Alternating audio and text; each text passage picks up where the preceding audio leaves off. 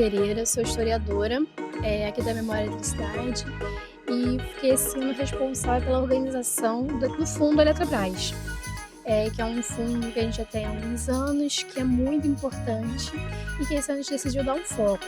A gente começou a dar um foco nesse ano de 2023, entre final de abril e início de maio, na organização do Fundo Eletrobras, que durou até o final do ano, até dezembro. A organização, ela primeiro nas etapas, a gente primeiro começou abrindo as caixas, conhecendo toda a documentação para ver do que se tratava, e eram mais de 100 caixas quando chegou, caixas de arquivamento e também amarrados de grandes formatos, que eram os livros diários, de obra, de material, ou também de anotações sobre o sistema elétrico de uma forma geral. Depois desse processo, a gente começou a entender, estudar um pouquinho também da história da Eletrobras, da criação e como se deu esse processo, para poder entender o que se tratava essa documentação. Depois a gente começou a organizar. A forma que a gente escolheu organizar foi separar pelas empresas que eram associadas ou subsidiárias da Eletrobras. Nessa organização teve como resultado a divisão de 61 séries dentro do Fundo Eletrobras, dividido pelas empresas. A maioria eram associadas ou que foram incorporadas pela Eletrobras nesse processo de criação.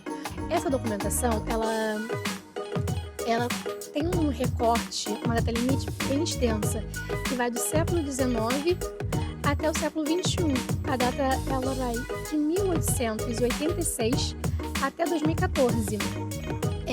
Uma documentação bem antiga e bem recente ao mesmo tempo.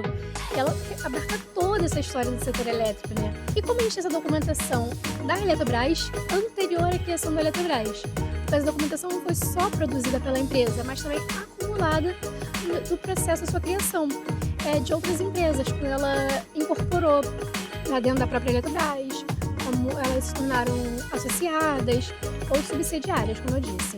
Essa documentação está dividida em 61 séries, com mais de 1.500 dossiês, e muitos documentos e páginas foram estudadas e tratadas, higienizadas, acondicionadas em materiais neutros e adequados em caixa de box.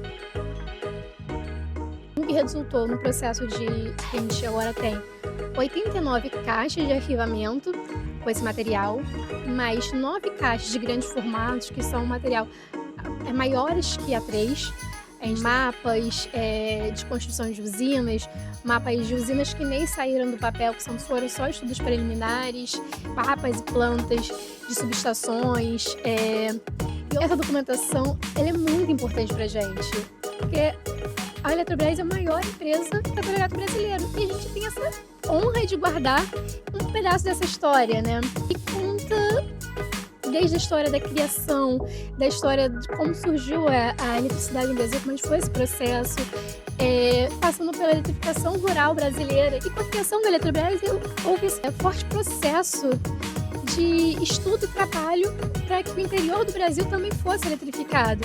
Então, ter essa documentação não é só importante para a história econômica brasileira, mas também para a história social, porque a gente sabe que sem eletrificação muitas das coisas não acontecem, como a dignidade humana, como ter acesso a uma qualidade de vida, a conseguir trabalhar até mais tarde, ter uma qualidade de vida de uma forma geral.